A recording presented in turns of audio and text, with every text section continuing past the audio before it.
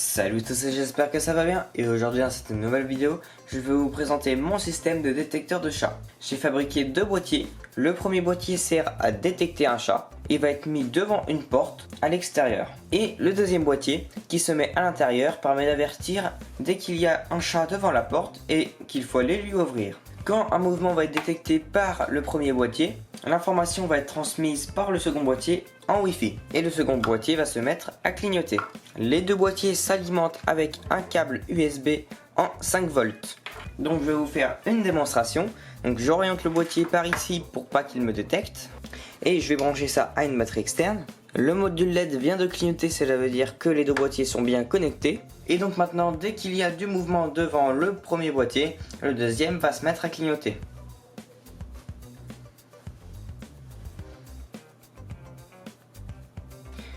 Et s'il y a un mouvement continu devant le premier boîtier, le deuxième va rester allumé jusqu'à temps qu'il n'y ait plus de mouvement.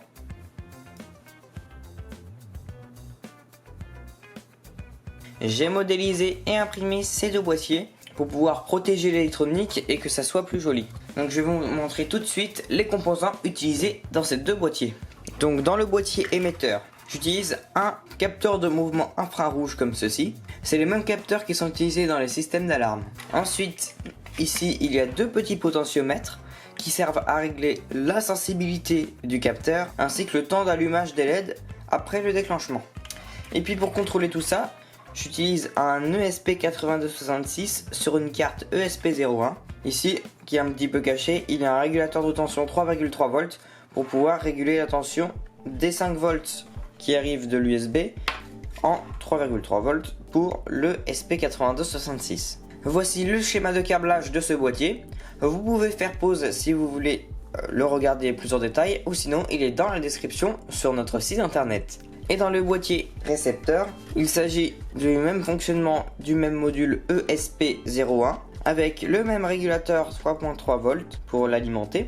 Mais cette fois-ci, il y a un transistor IRFZ44N qui permet de contrôler les LED ici qui consomment beaucoup par rapport à ce que peut délivrer une sortie de l'ESP. Donc voici un schéma de câblage de ce boîtier. Pareil, il sera dans la description. Donc le module ESP01, il se présente comme ceci. Donc pour le programmer, j'utilise un module USB vers liaison série comme ceci, qui permet de pouvoir brancher facilement l'ESP dessus. Mais par contre, il va falloir faire une petite modification pour le programmer. En effet, ce module permet juste de faire une liaison série avec le module.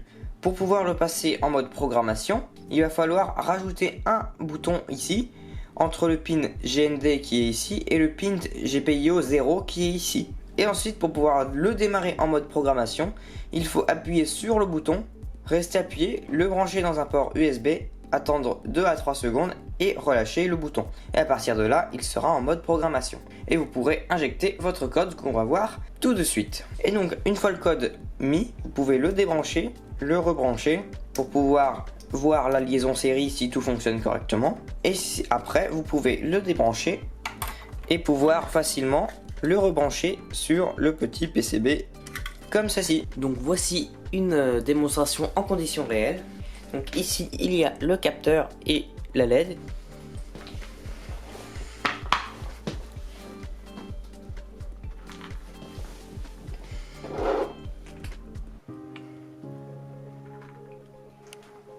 Et donc là, ça reste allumé parce que le capteur ici détecte toujours du mouvement.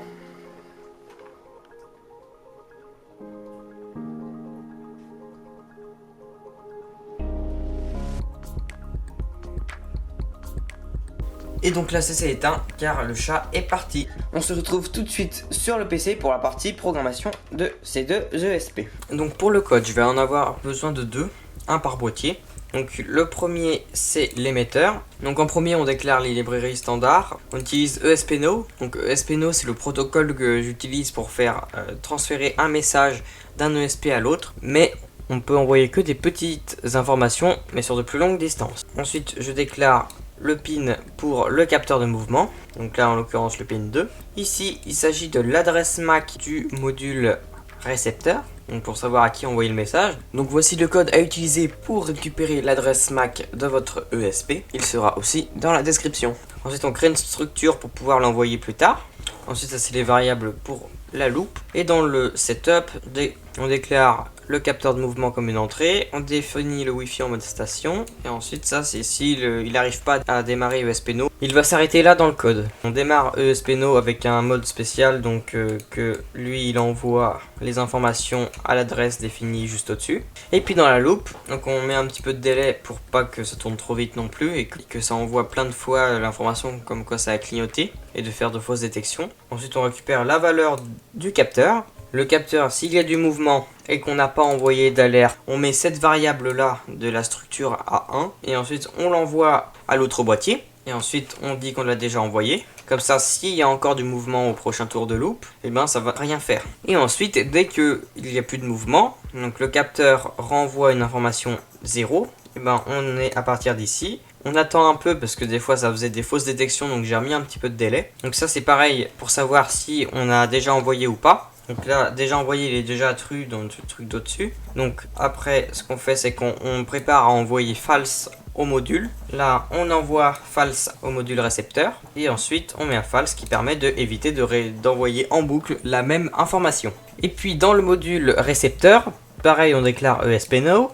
On définit les pins pour les LED. On crée la même structure que précédemment. On utilise les mêmes variables.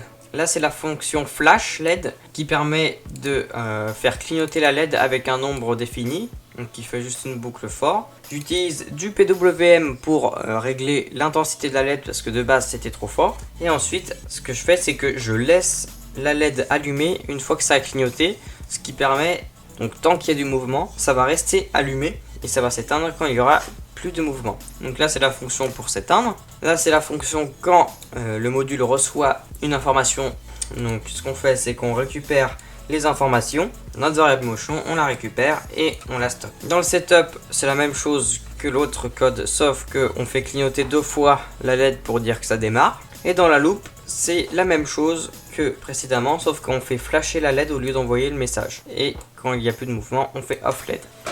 Pour pouvoir programmer un ESP8266 dans sa catégorie ESP01, il va falloir ajouter une nouvelle carte. Donc dans Préférences, ici, il va falloir coller ce lien-là, qui sera aussi dans la description sur notre site internet. Et ensuite appuyer sur OK. Il va falloir aller dans Outils, Type de carte, Gestionnaire de carte.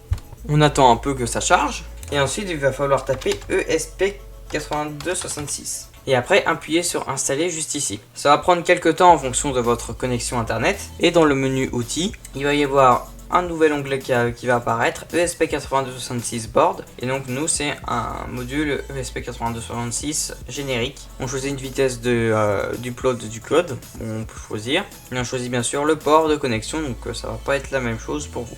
J'espère que la vidéo t'a plu. Si elle t'a plu, pense à t'abonner, à mettre un pouce bleu. Si tu as des questions ou si quelque chose ne marche pas, tu peux nous poser une question en commentaire ou rejoindre notre serveur Discord, lien dans la description. Allez, salut!